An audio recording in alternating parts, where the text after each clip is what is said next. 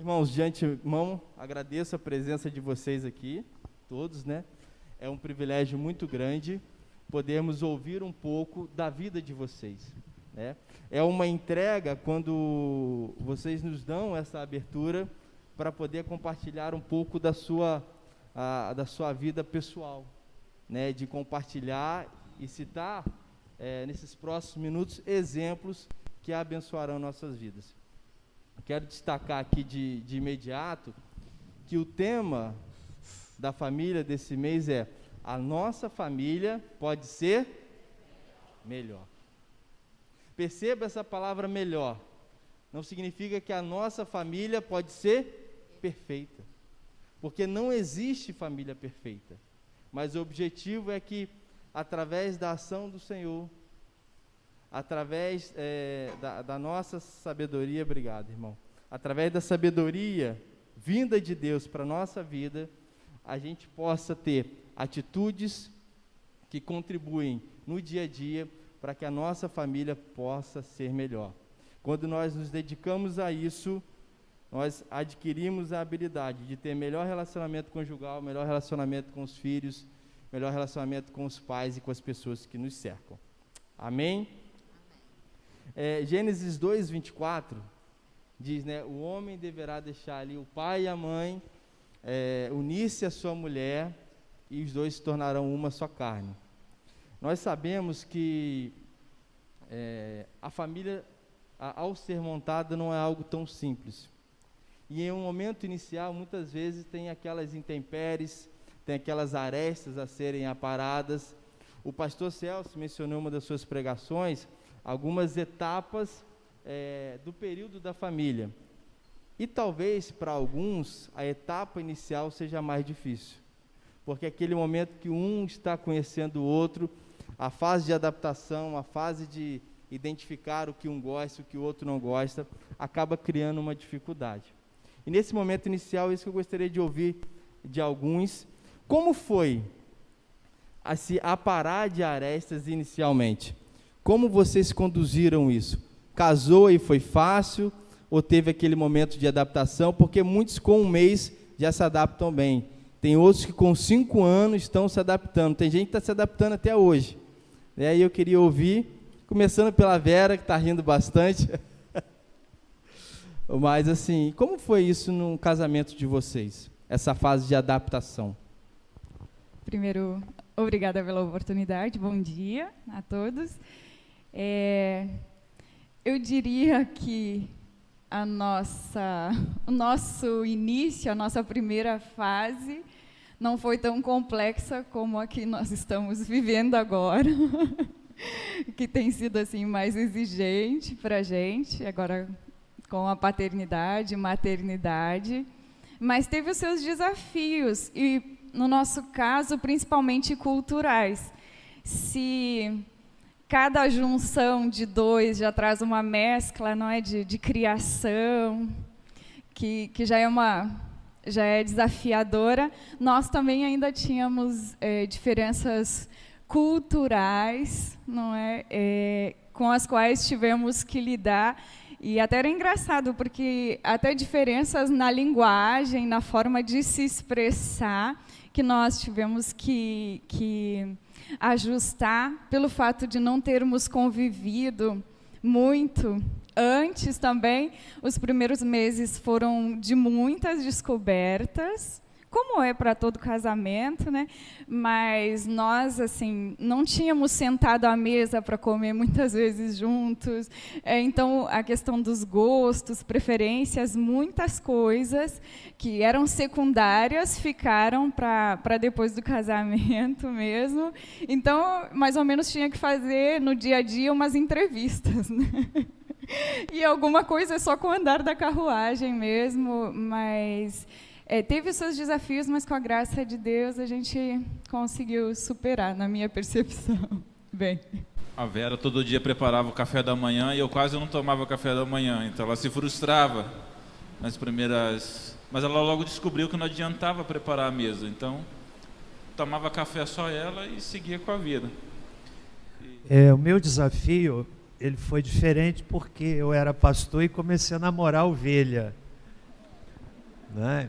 E isso, na minha cabeça, assim, me deixava bastante cauteloso. Eu, por exemplo, não saía de mãos dadas com a Débora, né? Coisas da minha compreensão, talvez ortodoxa demais naquela época. E o fato de ter ficado 7 anos como pastor solteiro, eu louvo muito a Deus porque Débora precisou ter uma renúncia muito grande, não é? E eu louvo a Deus porque a visão dela, unindo-se à minha visão, gerou a segurança para os nossos filhos, não é? Muitas vezes ela não vinha à igreja porque entendia prioritário estar cuidando dos filhos. Então, ao longo do tempo, nós fomos conversando, fomos nos ajustando e, graças a Deus, a gente tem tido vitória. Uma coisa importante, entre outras, é o casal jamais permitir que a ideia de separação entre na mente dos dois. Às vezes, numa discussão, num desentendimento, aí vem essa ideia e isso é venenoso para o relacionamento, não é? Bom dia, irmãos. Estou vendo a Vera aqui, né? Que bom, né? Ver a Vera, pastor Cícero, né? O meu pastor, a gente se vê sempre, né, pastor? Graças a Deus, mas o pastor Carlos também, né? Eu também aqui, eu vou representar, eu acho que as mulheres que entraram no casamento trabalhando fora, entendeu? Então, eu entrei num casamento já trabalhando, não é? E lá se vão 30 anos e 5 meses e 16 dias. Por que que eu falo isso? Porque desde o primeiro mês do nosso casamento, todos os dias 15, meu marido fala assim, mais um mês, olha só, com 30 anos, né? Mais um mês, fica a dica aí, hein, gente? Mais um mês, não é? Mas a nossa adaptação foi assim também, teve um períodozinho, né? Porque eu trabalhava em banco e trabalhei por 32 anos fora. Então, nesse período todo de trabalho fora, de casamento, de criação de filhos, né? Mais igreja e tudo. E a gente teve esse período também de adaptação, não é? A Vera falou ali, o pastor Cícero falou do café, não é? O meu esposo também não toma café, né? Então, eu sou uma mulher muito privilegiada, que há 30 anos que eu não faço café para ele, eu faço para mim, né? Eu faço para mim, porque eu gosto muito de café, não é?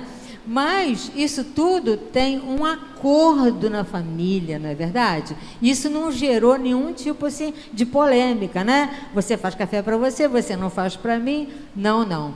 E lá se vão nossos 30 anos e 5 meses e 16 dias, né? Graças a Deus, né? O pastor colocou ali, não é família perfeita, tá bom? Não é para família perfeita. Nós não estamos aqui para passar para os irmãos ou para a igreja aquilo que a gente vê nas fotos, não é? A foto, a família é tão bonita, não é verdade? A foto está todo mundo sorrindo, a gente faz um acerto aqui, um ajuste ali, a gente coloca a luz onde a gente quer, a gente coloca uma florzinha ali. Não, a gente vai colocar aqui, na medida do possível, as nossas vivências reais de família. Justamente. Ninguém posta uma foto da mulher jogando a panela na cabeça do marido, né? É sempre aquela melhor foto e às vezes a gente tem uma falsa compreensão de que a família é perfeita, não tem discussão. E cada família tem a sua particularidade. Por exemplo, o pastor Cícero não tem o hábito de tomar café da manhã. Então, assim, e de repente a esposa gostaria que a família se sentasse pela manhã e tomasse café da manhã todos juntos. Mas a preferência não é tomar café, né? Não gosto. Prefiro dormir café. Tá vendo? É a preferência, é o respeito. Nada impede do pastor um dia, hoje eu vou tomar café e também eu vou deixar ele dormir para poder descansar. Mas uma coisa que o pastor Celso falou que é importante, e que eu peguei para mim aqui, e que eu vivi isso, é que um dia passa. E que a gente não deve ter esse pensamento satânico de separar. Vai passar. Alguns passam mais rápido, outro mais demorado. Mas o que vai determinar é o quanto você é perseverante e o que você faz para as coisas serem transformadas. Uma pergunta interessante aqui, já sendo um pouco mais direto, é que muitos casais perguntam, muitos casais são questionados sobre qual o segredo de tanto tempo de relacionamento. Por exemplo, o pastor tem quanto tempo de casado? 36. A irmã Sandra? 30 anos e 5 meses. Hoje é dia 16, ontem o Douglas falou mais um. Graças a Deus que ele fala mais um, não menos um. E esse deve ser o nosso papel. O pastor Cícero e Vera completaram 7. A gente está começando ainda. Está começando. Estou até com vergonha aqui perto dos dois. Eu, ano que vem, vou para 10 anos de casado. E a gente pergunta para alguns casais qual o segredo de tanto tempo de casado. E a maioria dos casais responde: é respeito e paciência. Alguns outros respondem outras coisas. E a resposta nós temos: respeito e paciência. Mas como desenvolver essa habilidade de ter respeito e paciência dentro do relacionamento? E aí eu começo pelo lado de cá agora. Sandra. Então, respeito e paciência, Eu sou uma pessoa um pouquinho impaciente, irmãos, E muitas das vezes o meu esposo teve que exercer mais esse papel da paciência, entendeu? Mas uma coisa que a gente aprendeu com o tempo é de nunca, elevar a voz. Não é que não tenha acontecido, tá? Mas a gente aprendeu, Nesse respeito, a gente se respeitar no nosso tom de voz, A gente conversar, porque em todas as famílias aparece algum assunto que causa uma divergência, não é verdade? O que a gente pode perceber também? Uma coisa que influencia, talvez, muito as famílias, é o estresse secundário, lá de fora. Quantas vezes eu cheguei do meu trabalho super sobrecarregada, ainda trazendo o trabalho para casa, não é? E com 2 filhos pequenos na época e tudo, e tendo que exercer esse papel aí de respeito, e paciência, não é verdade? Mas com a graça do Senhor, não é? Com a graça de Deus, a gente foi aprendendo, não é?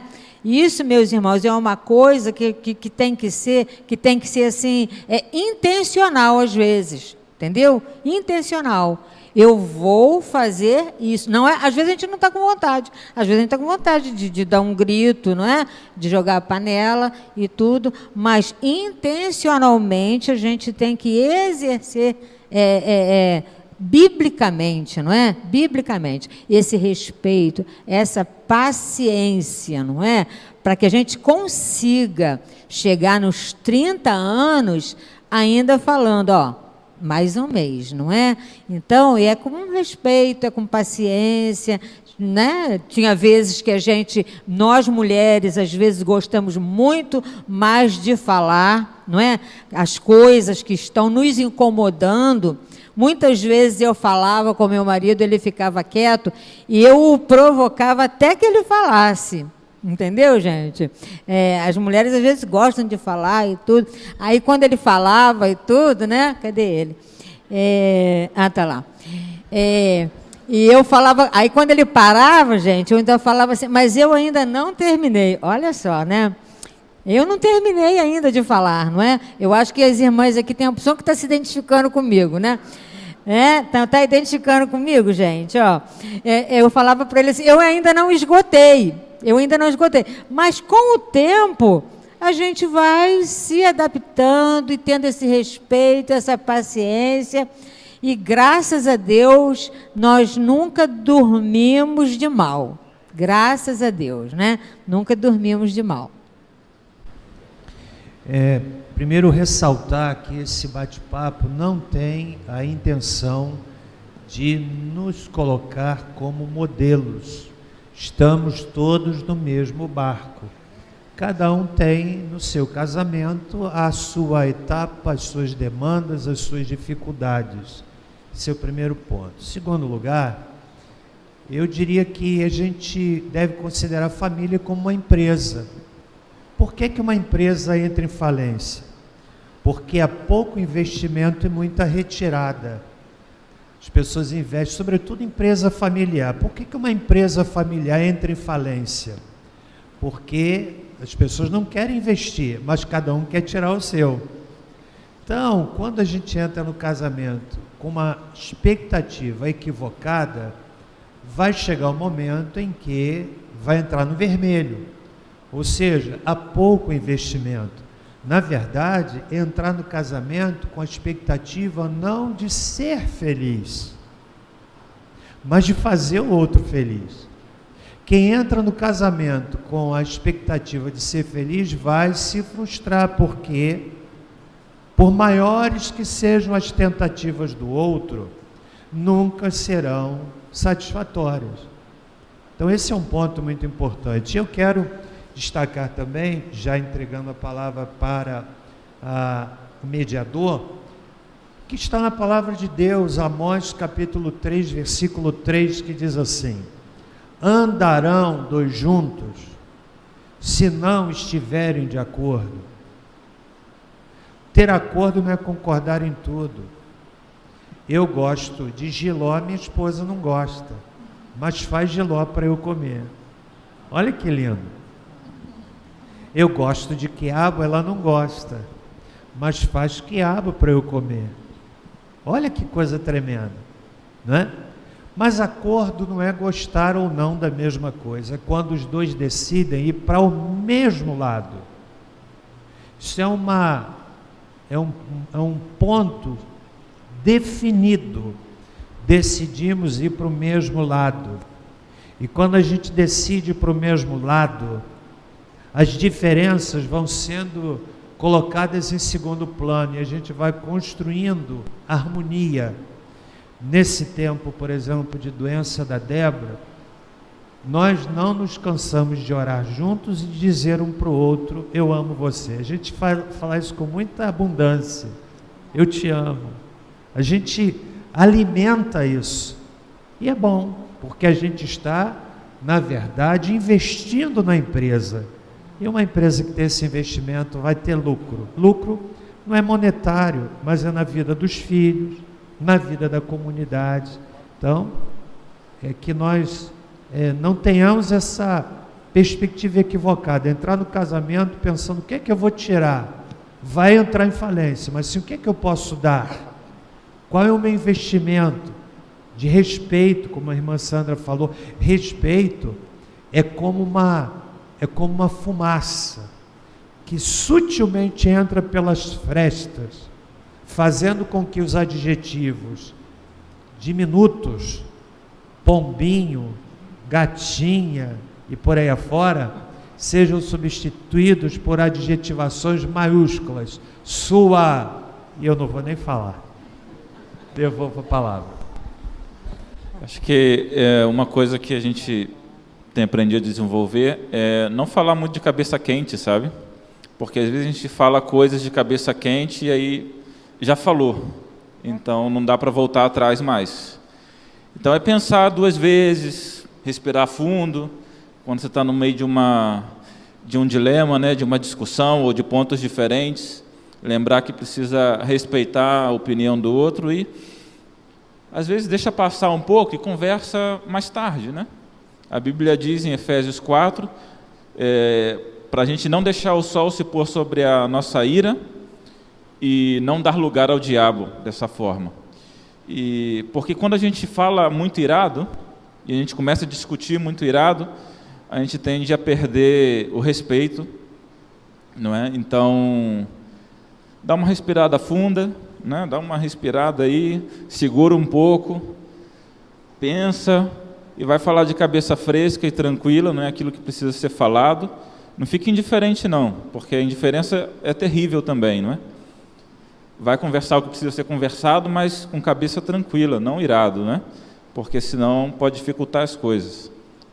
E acho que isso é uma boa dica. Também aceitação, não é? Ontem eu fiz uma pergunta semelhante aos meus sogros que estão casados há 45 anos, não é? Porque existe muita sabedoria, não é? Em quem já está caminhando tanto tempo juntos. E eles dois saltaram assim, falaram renúncia e depois também entrou aceitação. E algo que Deus também tem me desafiado é que a gente nesse relacionamento, nessa caminhada, precisa aceitar o outro. O outro não é igual a eu. E nós, como mulheres, particularmente falando, nós temos uma tendência assim, a querer controlar a nossa casa, né, esse âmbito assim, da casa, que é algo saudável, é algo que é uma competência nossa, não é cuidar, zelar, mas a gente ultrapassa também os limites com muita facilidade, querendo controlar também o nosso marido, e querendo que ele seja o que a gente quer que ele seja, que ele haja como a gente espera. E isso não é respeitar ele, não é? Elizabeth Elliot, essa é uma autora que particularmente me ajuda muito na minha caminhada também, é uma mentora. Ela vai dizer, aceite. Ela tem um livro que ela escreve para a filha dela, para ajudar a filha que está prestes a se casar. Então, ela compartilha muitas pérolas nesse livro. E ela vai dizer, aceite, primeiro, que ele é homem. De homem para mulher já tem uma diferença abismal. Ele é homem, ele foi criado homem. Ele é um ser diferente a você. Respeite, aceite. Aceite que ele é um pecador, assim como eu sou também uma pecadora. E carente da misericórdia e da graça de Deus. E como a gente tem dificuldade de estender essa mesma misericórdia, né? Existe hoje um fator a ser considerado, que é a falta de tempo. Marido e esposa trabalham e sabemos que os pais têm papel de suma importância. O cristão tem uma responsabilidade ainda maior, porque deve instruir os filhos no caminho do Senhor. Como conciliar, né? A Sandra falou um pouco aqui que trabalhou durante 30 anos aí, e como conciliar essa vida profissional e vida familiar, e como passar esses valores e princípios que nós cremos, de maneira que verdadeiramente seja forjado no caráter dos nossos filhos. Como você... A Sandra... Como você fez isso, né? E ainda faz? Então, o que eu procurava fazer é o tempo que eu tinha, todas as minhas programações, eu incluía meus filhos. Está entendendo? Até pelo fato de eu trabalhar fora, então, todas as noites eu estava com eles, brincava com as crianças. Eu nunca me importei de fazer uma cabaninha na sala, né? Às vezes eles queriam uma cabana na sala. Então a gente chegava em casa, hoje a gente quer uma cabana na sala. Então a gente fazia uma cabana para os 4 ficarem ali na cabana, com lençol, mais ou menos assim, né? Mas a gente brincava de cabaninha com as crianças, né? Uma outra coisa também, nós nunca negligenciamos a igreja, né, com os filhos. Tínhamos 2 filhos pequenos, nós tivemos nossos filhos bem sequencial, e domingo era igreja, era escola bíblica dominical, não é?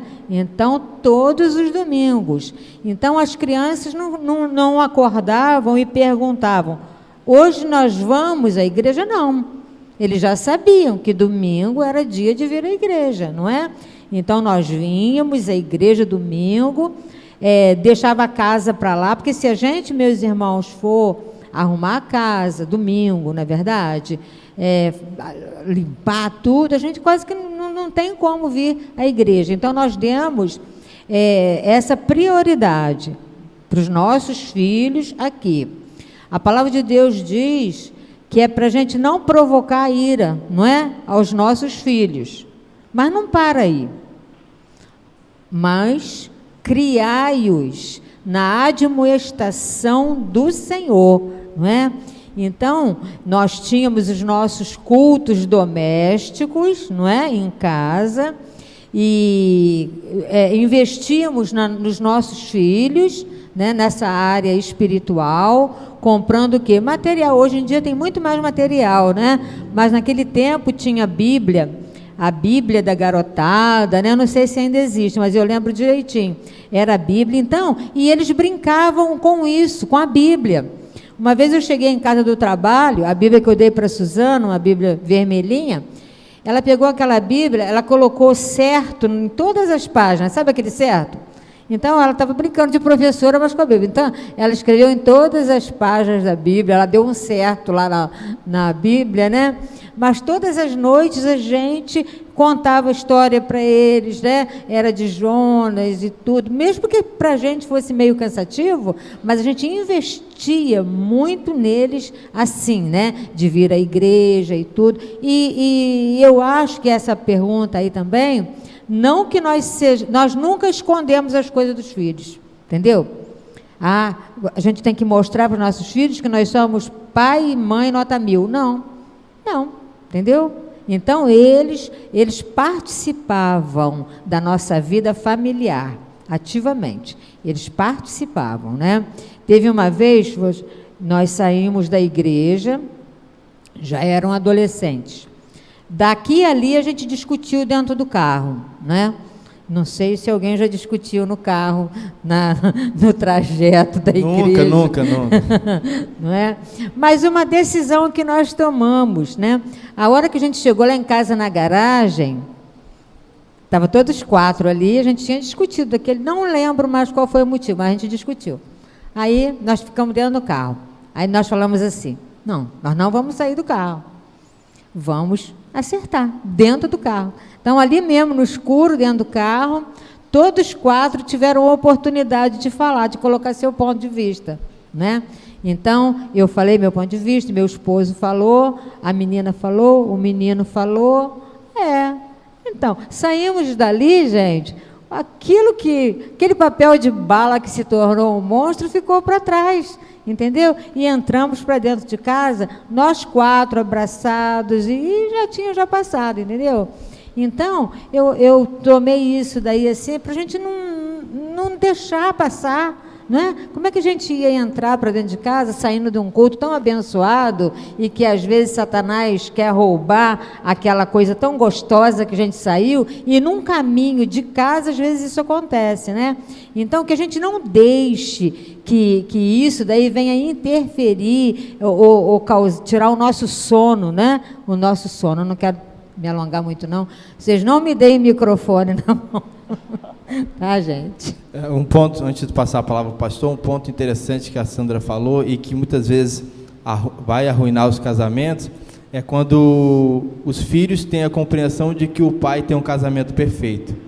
Quando se casam e percebem a imperfeição no seu casamento, desanimam. Então, essa sinceridade para com os filhos é importante, de que é um casal sendo melhorado dia após dia. Eu quero, nesse momento, destacar o papel que a Débora teve na formação dos nossos filhos.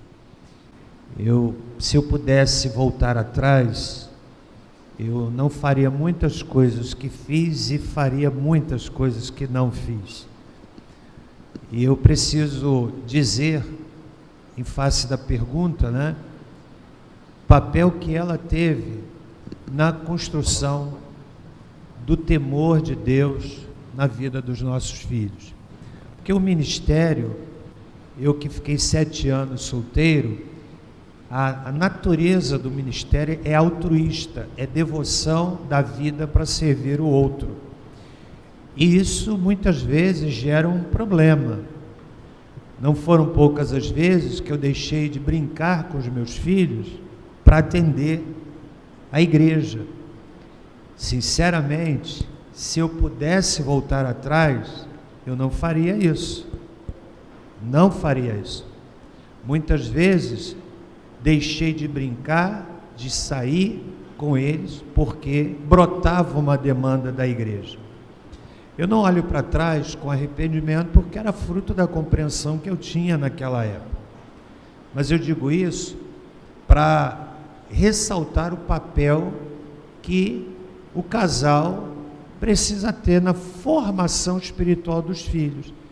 Eu entendi que o meu papel era sendo exemplo de ser um homem íntegro, ainda que limitado, de ser um homem que orava, de ser um homem que buscava coerência entre a pregação e a vida, e o papel dela de um peso inestimável, ensinando diuturnamente a palavra de Deus. Eu lembro da Débora ensinando para as crianças uma sementinha de flor. Você ainda lembra da canção, né? E ela cantava uma sementinha e lia a história, o empenho de trazer os filhos, de preparar. E quando nos casamos, Débora trabalhava no Banco Nacional, e fazia faculdade. Era muito corrido.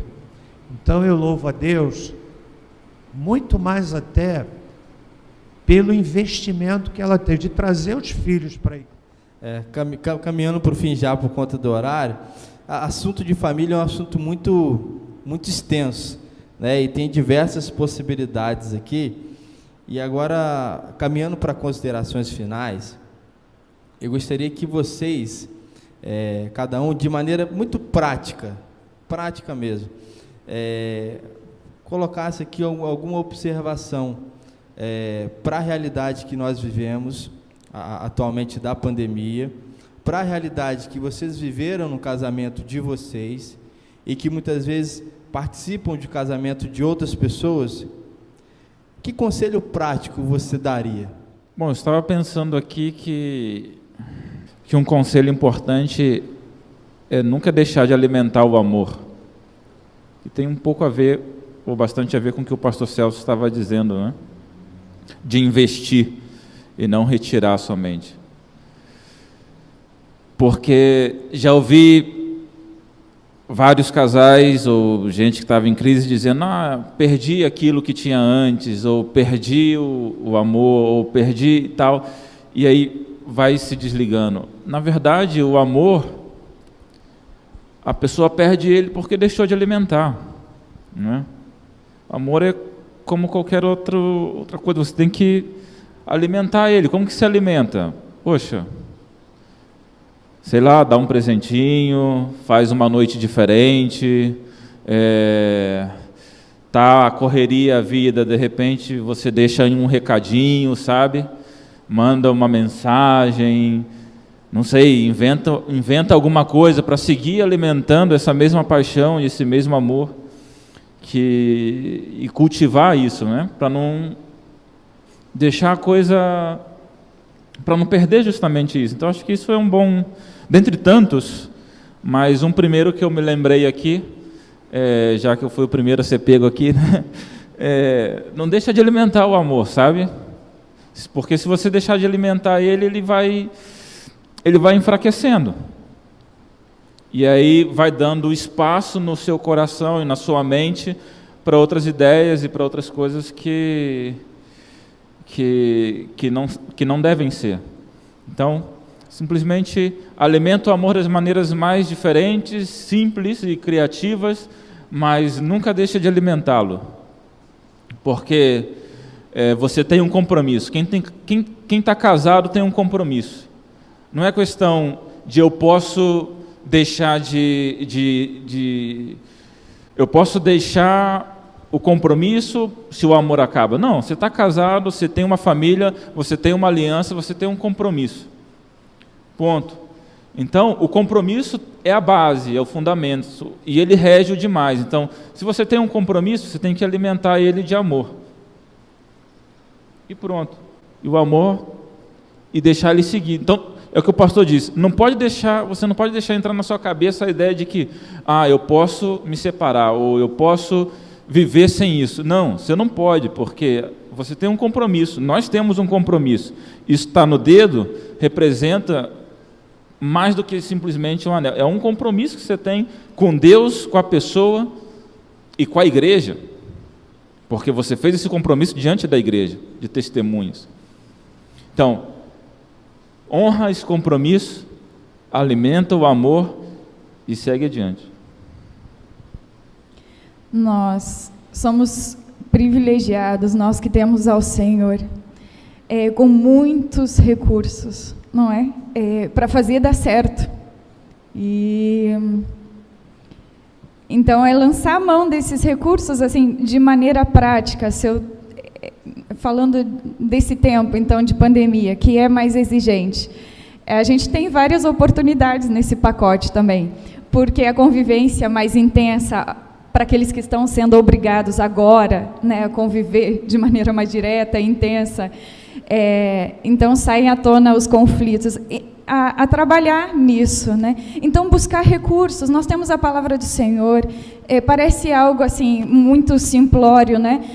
Mas é trazer Deus para o centro através da palavra, abrir a palavra, o que a palavra está dizendo sobre esse conflito em especial. Não é? O que a palavra está revelando, não é? Onde eu tenho que trabalhar? Nós temos muitos livros também, eu acho que de prático também, buscar aprender com pessoas que já passaram por situações semelhantes, por lutas das mais diversas, e aprender, porque aí tem riqueza, não é? Também buscar pessoas que estão na caminhada há mais tempo, que nos inspirem também, e de forma prática também valorizar o esforço do outro, porque nós somos egoístas por natureza, então a gente sempre acha que o nosso esforço é maior. Então, reconhecer, e como se faz isso? Com palavras, com gestos, né? Eu reconheço que você está se esforçando muito, não é? E agradeço, muito obrigada pelo seu esforço, não é? Então, palavras de afirmação também, acho que tem um papel muito importante, porque o outro não vai se saber respeitado, valorizado, admirado, se eu não expressar isso também. Claro, vai de mãos dadas com as atitudes, né? Não são palavras somente. 10 segundos, né? A Vera estava falando ali. Poxa, a gente vê tanto vídeo aí no YouTube, bota o Cláudio Duarte lá, pô, entendeu? Assiste o Cláudio Duarte. Se tem dificuldade de começar uma conversa, bota o Cláudio Duarte lá, conversa sobre o assunto que ele estava falando depois, e é uma sugestão aí, ó. O cara é bom, eu gosto dele. É uma estratégia para devocionais. Muitas vezes o casal vai ter dificuldade de abrir a Bíblia junto, mas assistir um vídeo é mais fácil.